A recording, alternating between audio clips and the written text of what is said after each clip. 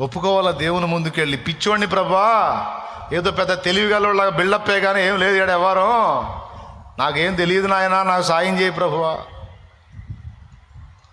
Bible నిండా వాక్యాలే, అయితే అన్ని వాక్యాలు ఒకే సందర్భానికి సంబంధించినవి కావు. ఒక వ్యక్తి జబ్బు పాలైనప్పుడు వానికి స్వస్థత కలుగునట్లు ఏమేం విషయాలు చదవాలో చెప్పాడు ఇందులో.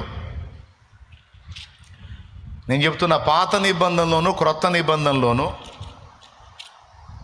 భక్తులు ప్రభువు జరిగించిన స్వస్థత కార్యాలు చదువుతూ ఉండండి. నేను చెప్పినట్టు చేయండి. స్వస్థత కార్యాలు చదువుతా చదువుతా చదువుతా ప్రార్థన చేయండి. జబ్బు వచ్చిన వాళ్ళు, రోగంలో ఉన్నోళ్ళు, బలహీనతలో ఉన్నోళ్ళు చేయండి. వచ్చిన జబ్బు కూడా వెనక్కి తిరిగిద్ది. ఎందుకంటే విశ్వాసము వృద్ధి పొందిద్ది, విశ్వాసం శక్తివంతమైద్ది. విశ్వాసం బలపడినప్పుడు నీ బాడీ కూడా కంట్రోల్లోకి వచ్చింది. అయితే నీవు అలాంటి కార్యం చూసినట్లు పాత నిబంధనలో ఏలియా స్వస్థపరిచాడు, ఎలీషా స్వస్థపరిచాడు, మోషే ద్వారా అద్భుతాలు జరిగినాయి. ఏం లేదు, పాత నిబంధనలోను క్రొత్త నిబంధనలోను అచ్చంగా దేవుడు జరిగించిన అద్భుతాలన్నీ చదువుతూ ఉండు రోజు. ఒక రోగానికి స్వస్థతే కాదు, చాలా విషయాలకు పరిష్కారం దొరికిద్ది. దేవునికి స్తోత్రం.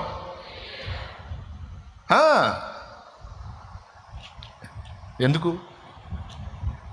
అదే రహస్యం. మరి పేషెంట్ ఒకడు బెడ్ మీద ఉన్నాడంట. పేషెంట్ ఒకడు బెడ్ మీద ఉంటే పలకరీయటానికి వస్తున్నారంట. డెడ్లీ కండిషన్కి వెళ్ళిపోయాడు, చచ్చిపోయే పరిస్థితికి వెళ్ళిపోయాడు. చూడటానికి వస్తారుగా, ఓ ఫ్రెండ్ వచ్చాడంట చూడటానికి. ఎరా బాగున్నావా, దా కూసో అన్నాడు. కూర్చున్నాడు. ఒరే నాకు సాయం చేసి పెడతావా అన్నాడంట. చెప్పురా, ఏమేం చేస్తాను. ఏమొద్దురా, బైబిల్ ఇస్తా, నేను కొన్ని వచనాలు చెబుతా, చదువురా అన్నాడంట. ఒరే అదెంత భాగ్యం రా, ఈ చదువుతా అంటే బైబిల్ ఇచ్చాడు. ఏం మంచంలో పండుకున్నాడు, ఆడేం కూర్చున్నాడు. బైబిల్ ఇచ్చి మత్తయి సువార్త 1వ అధ్యాయము 1వ వచనం నుంచి నేను చెప్పిన దాకా చదువురా అన్నాడంట.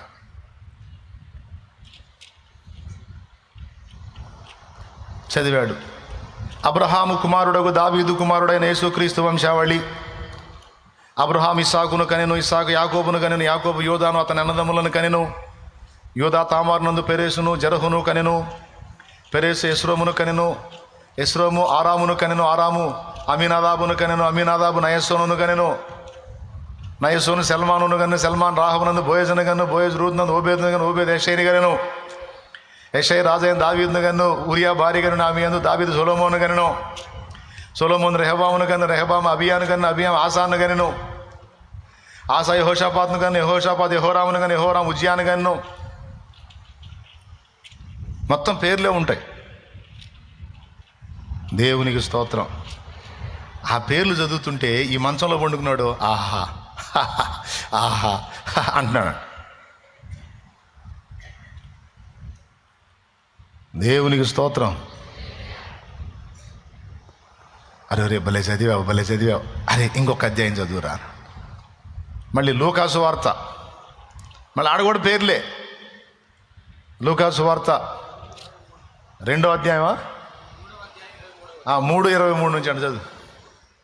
3:23.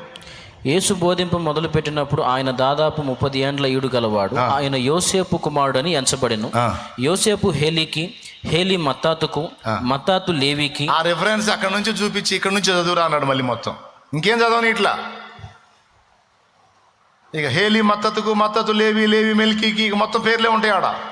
మెల్కి ఎన్నకు, ఎన్న యోసేపుకు, యోసేపు మత్తతీయకు, మత్తతి ఆమోసుకు, ఆమోసు నాహోముకు, నాహోము ఎస్లీకి, ఎస్లీ నగ్గయికి, నగ్గయి మయదతుకు, మయదతు మత్తతీయకు, మత్తతీయ సిమియకు, సిమియా యోసేకు, యోసేకు యోధాకు. ఈ రకంగా మళ్ళీ అక్కడ వరుసగా పేర్లే ఉంటాయి. మత్తయి సువార్త 1లోను, లూకా సువార్త 3లో. సరే వదిలే. మళ్ళీ దినవృత్తాంతాలు 1వ అధ్యాయం చదువురా. మొదటి గ్రంథం 1వ అధ్యాయం చదువు. మళ్ళీ దినవృత్తాంతాలు మొదటి గ్రంథం 1వ అధ్యాయం. ఆదాము, షేతు, అది. ఎనోషు, ఆ. కేయినాను, ఆ. మహాలలేలు, ఆ. ఎరేదు, ఆ. హనోకు, ఆ. మెతూషెల, ఆ. లేమెకు, ఆ. నోవాహు, ఆ. షేము. ఇవన్నీ చదువుతుంటే ఆహా ఆహా ఓహో అద్భుతం, ఎంత హాయిగా ఉందిరా అంట. ఏదన్నా యేసు ప్రభు స్వస్థత చేసిన కార్యాలు చదవమంటాడు అనుకుంటే ఏంది అన్ని పేర్లు చదివిస్తున్నాడు ఏందని చదివేవాడి చిరాకు పుట్టింది. చివరి కూడా అడిగాడు, రా ఈ పేర్లు చదివితే ఉంటే నువ్వు ఇంతసేపు ఆనందపడుతున్నావు, నీకేం అర్థమైందిరా? ఆ యేసు ప్రభు చేసిన కార్యాలు చదివించకుండా నువ్వు పేర్లు చదివిస్తున్నావు ఏమిట్రా అని అడిగాడంట. అప్పుడు అది చెప్పాడు, బెడ్ మీద ఉన్నాడు, ఏం లేదురా, వీళ్ళందరూ వేల సంవత్సరాల క్రితం ఉన్న వ్యక్తులు, ఎప్పుడో గతించిపోయిన వాళ్ళు. ఇంతమంది పేర్లలో ఒక్కడిని కూడా మిస్ కాకుండా గుర్తుపెట్టుకున్న నా దేవుడు నా పేరు మర్చిపోతాడంట్రా? నన్ను మర్చిపోతాడా? అసలు ఆ తలంపే ఎంత హాయిగా ఉందో తెలుసా? ఏం తలంపు? ఆయన వీరందరినీ మర్చిపోలేదు, గుర్తుపెట్టుకున్నాడు. ఆయన నన్ను కూడా మర్చిపోలేదు, నేను ఆయనకు గుర్తున్నానన్న తలంపే